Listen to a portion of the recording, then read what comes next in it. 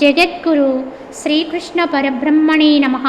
శ్రీ శ్రీ శ్రీ విద్యాప్రకాశానందగిరి గురుపాదుకాభ్యాం నమః.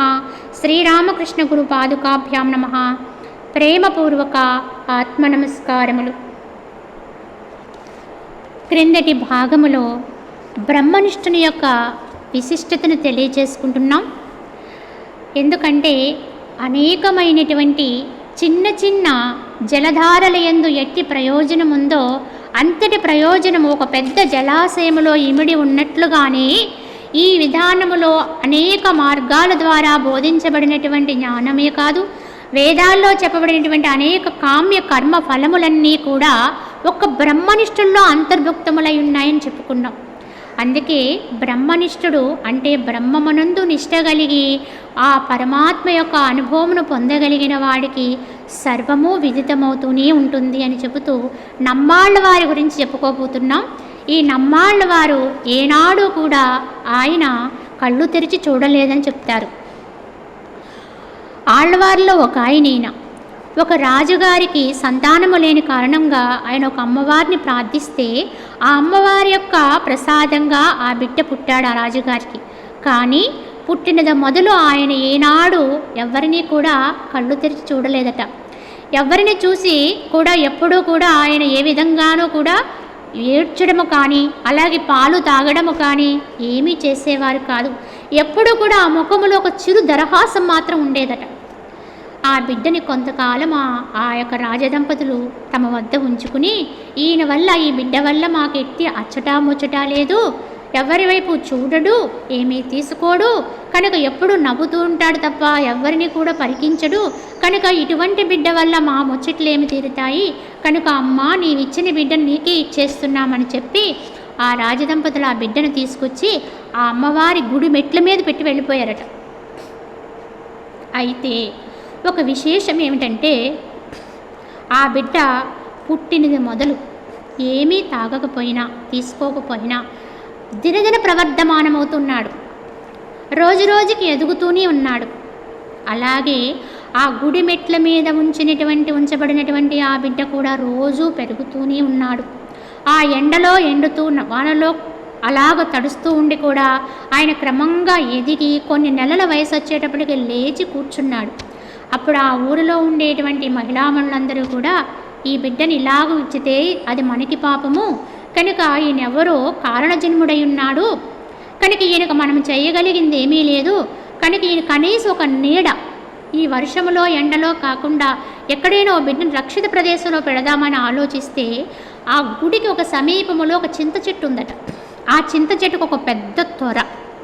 అప్పుడు ఈ బిడ్డను తీసుకెళ్ళి వాళ్ళ ఆ యొక్క త్వరలో కూర్చోబెట్టేసి అక్కడ అలా ఉంచితే అలాగ ఆయన 16 సంవత్సరాలు కూర్చున్నాడట.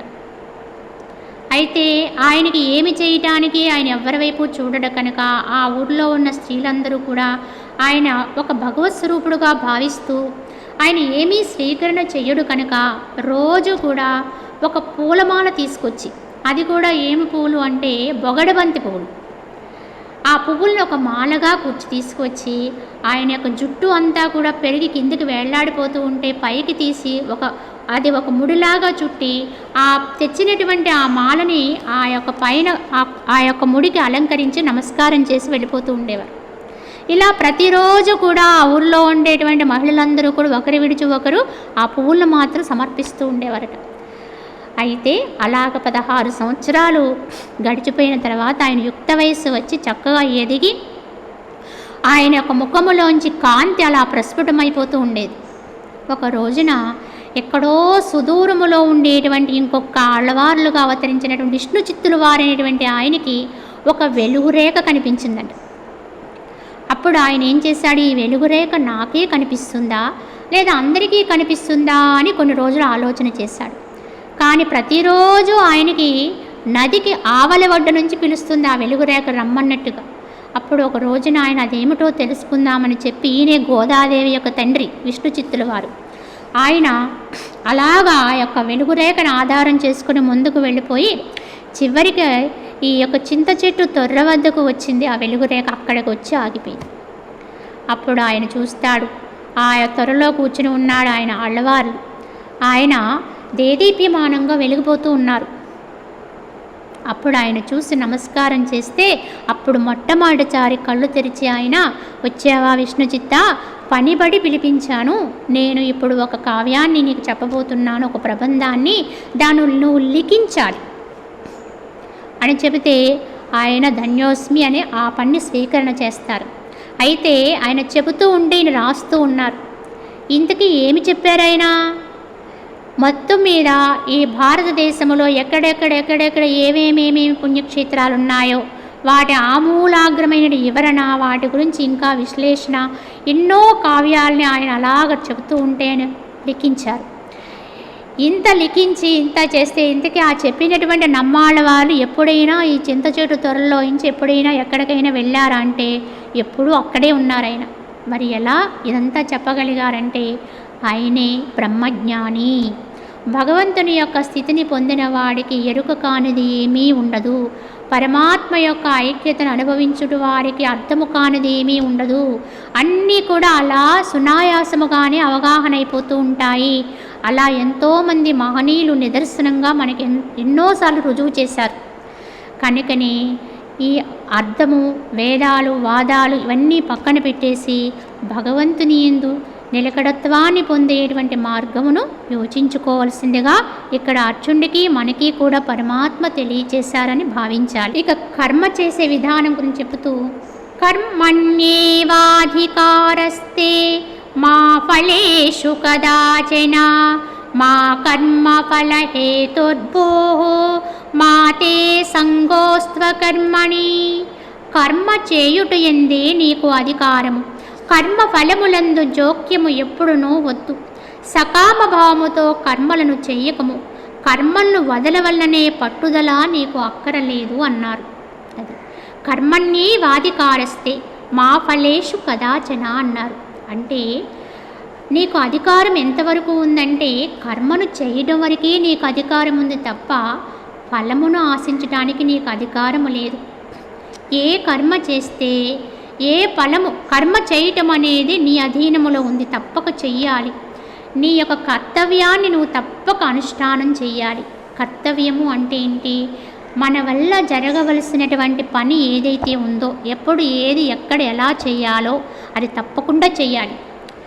అప్పుడే మనం కర్తవ్యాన్ని నిర్వహించిన వాళ్ళం అవుతాం. కానీ అలా చేయడం వల్ల ఫలము ఏమొస్తుందా అని ఎప్పుడూ కూడా దాన్ని ఆశించే అధికారం మాత్రం నీకు లేదు. ఎందుకంటే ఒకవేళ నువ్వు ఆశించిన ఫలం అది రాదు, ఏది రావాలో అదే వస్తుంది.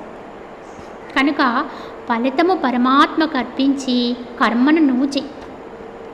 ఆ కర్మని సత్కర్మని అంటే ఎంచుకునేటువంటి అర్హత, అవకాశం నీకుంది. కనుక చేసే కర్మని ఎప్పుడూ కూడా అది మంచి కర్మనే ఎంచుకో, సత్కర్మని ఎంచుకో.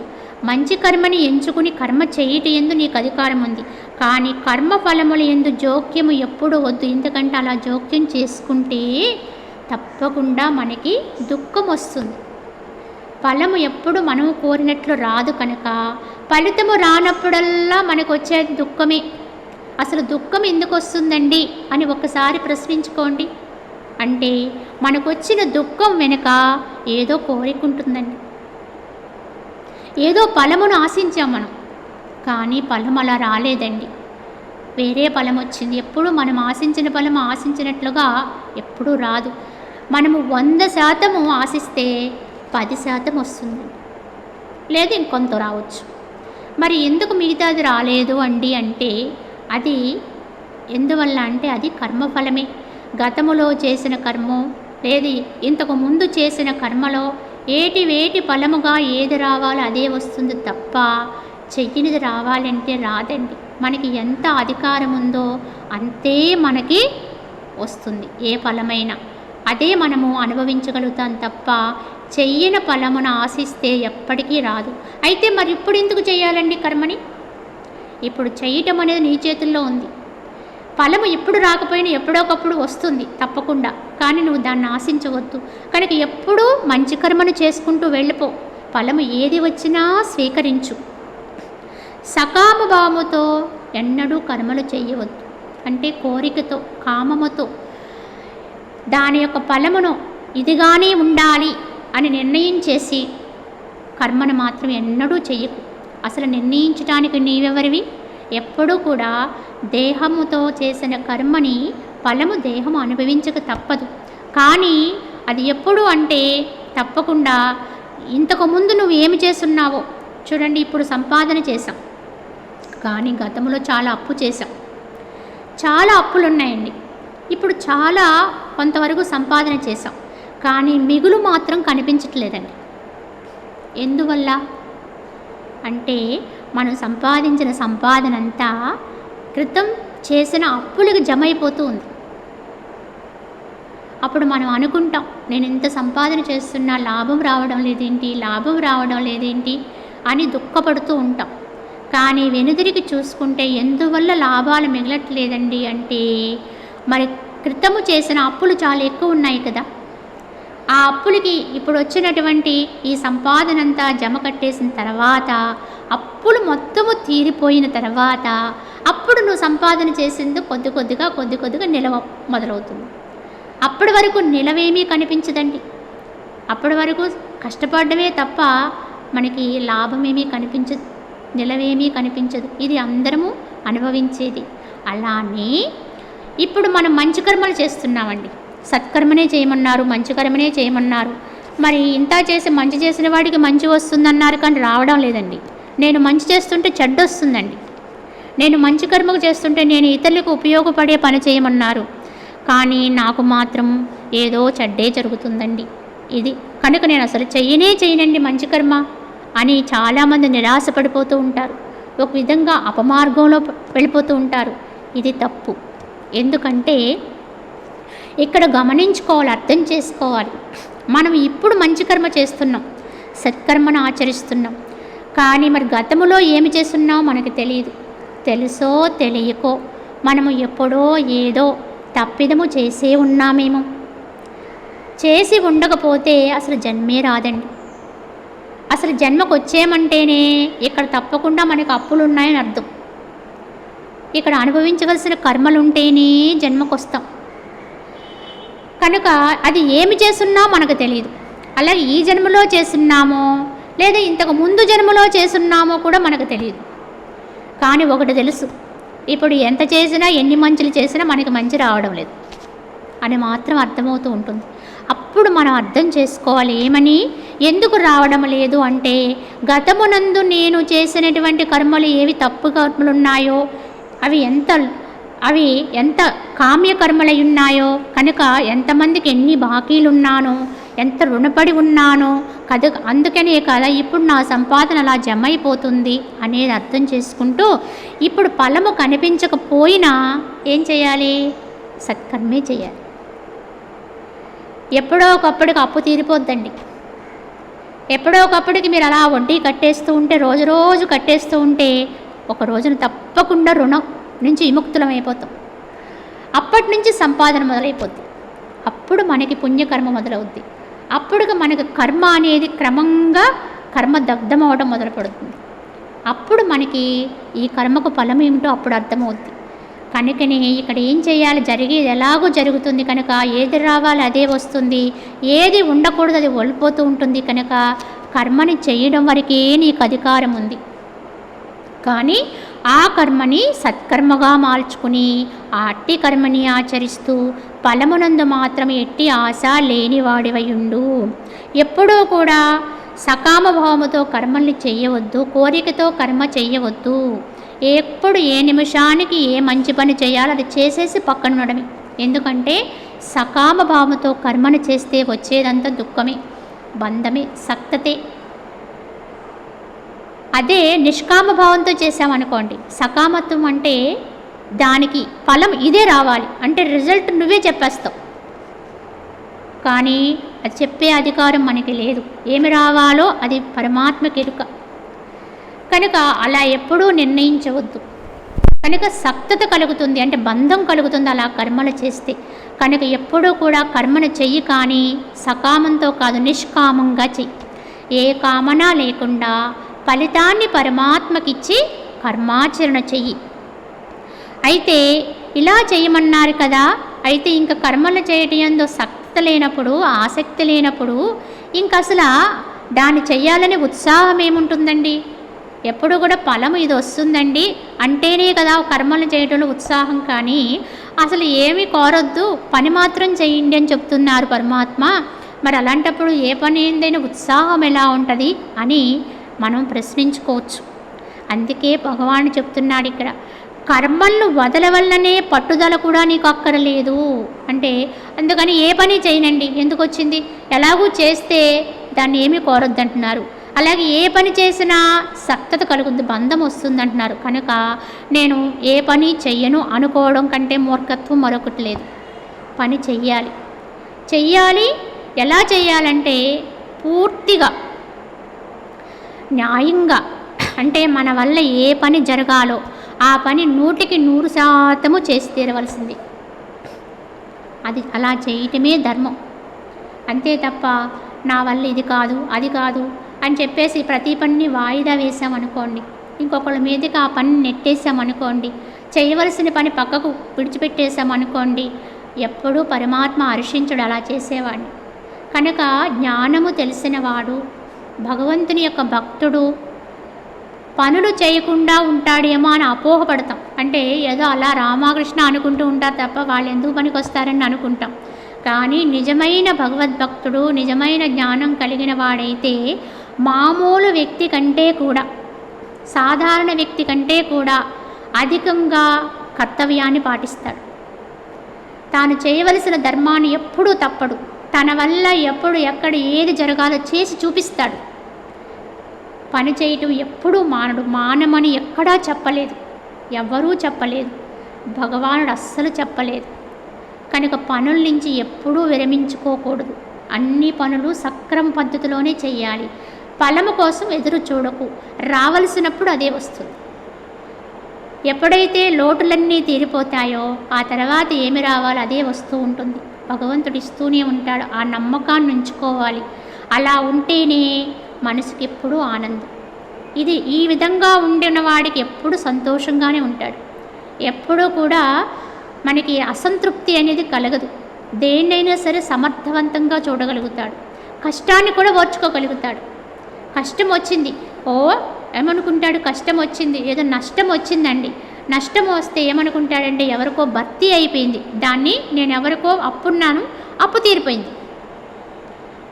అలాగే కష్టం వచ్చిందండి, ఎవరికో నేను కష్టం కలిగించాను, ఇప్పుడు ఆ కష్టము నేను అనుభవించేస్తే ఆ కష్టాన్ని కలిగించినటువంటి అప్పు తీరిపోతుంది అని అర్థం చేసుకుని ఎప్పటికప్పుడే దాన్ని పక్కకు నెట్టేస్తూ తృప్తిగా బతుకుతాడు.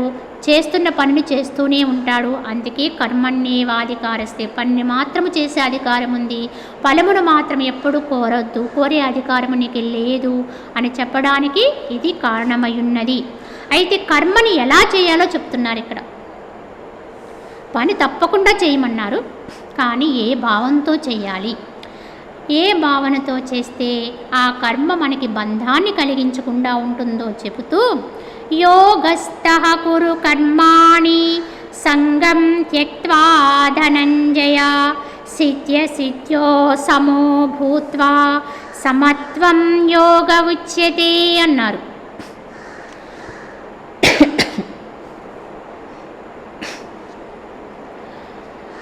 యోగస్థః కురు కర్మాణి అన్నారు.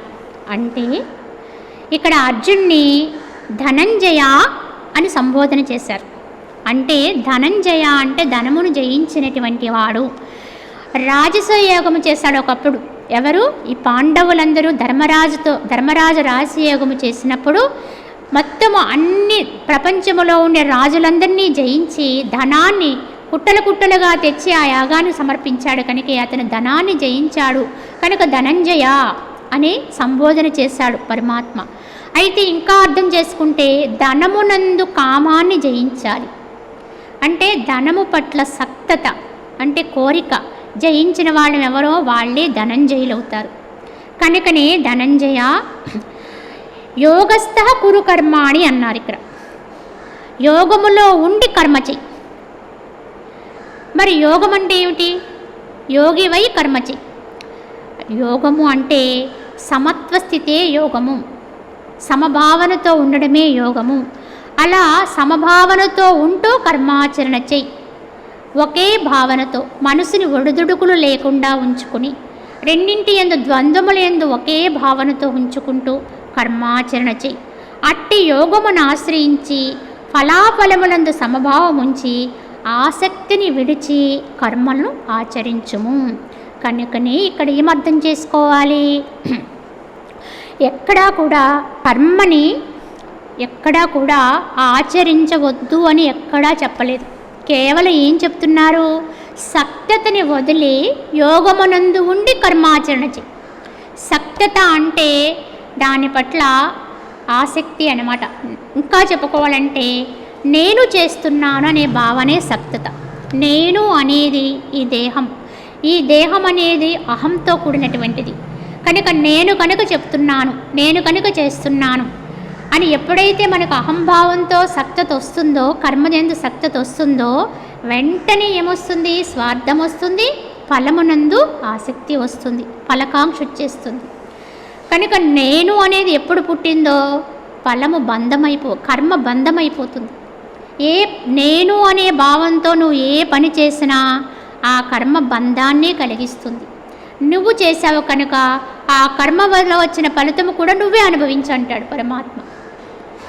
కానీ ఎవడైతే ఇది తెలుసుకుని ఈ నేనుగా కాకుండా ఇది భగవంతుని సొత్తుగా మార్చి, ఈ దేహము కూడా భగవంతుడు మనకి ఇచ్చిందే, భగవంతుడు ఇస్తేనే మనకి ఈ అవయవాలన్నీ ఇలా ఏర్పడి మనకి ఈ దేహము లభించింది.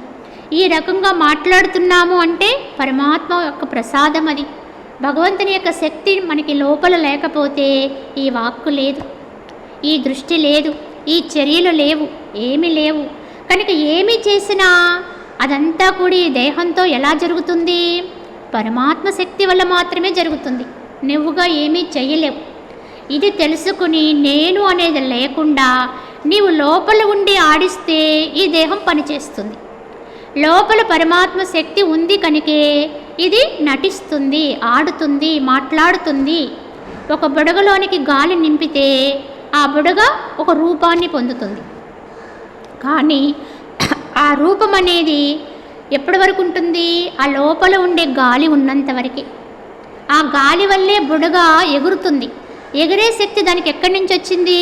లోపల ఉన్న గాలి వల్ల వచ్చింది.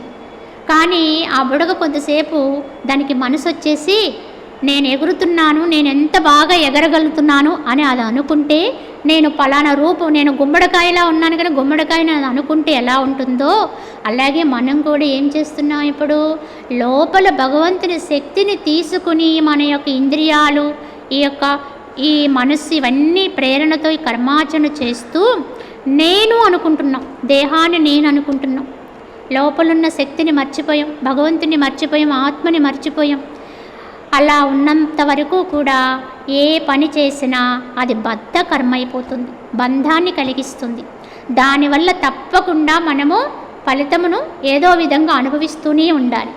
కానీ ఎవరైతే జ్ఞానవంతులై ఈ నేనుని పక్కకు నెట్టేసి భగవంతుని చేత మాత్రమే నేను ఆడించబడుతున్నాను అనేటువంటి భావన చేత కర్మను చేస్తామో వాడే కర్మ యొక్క బంధనాల నుంచి విడువడగలుగుతాడు. సక్తత లేకుండా కర్మ చేయగలుగుతాడు. అంటే పని జరిగిపోతుంది కానీ దానివల్ల ఏ ఒక్క బంధము అంటుకోదు. చాలా నిపుణత్వంగా కర్మను చేస్తాడు. చేసే పని చేయకుండా ఉండడు, చేస్తాడు. కానీ చేసిన దానివల్ల దేని యొక్క మక్కరి తనకు అంటకుండా జాగ్రత్త పడతాడు. ఇదే నిపుణత్వం చెప్పాలంటే. పని అయిపోవాలి కానీ మనకి ఏమి అంటకూడదు. చేసేదంతా చెయ్యాలి కానీ మనం దాని నుంచి ఏమీ తీసుకోకూడదు. చూడండి, మన ఇంట్లో ఒక పనసపండు ఉంది, దాన్ని కొయ్యమన్నారు.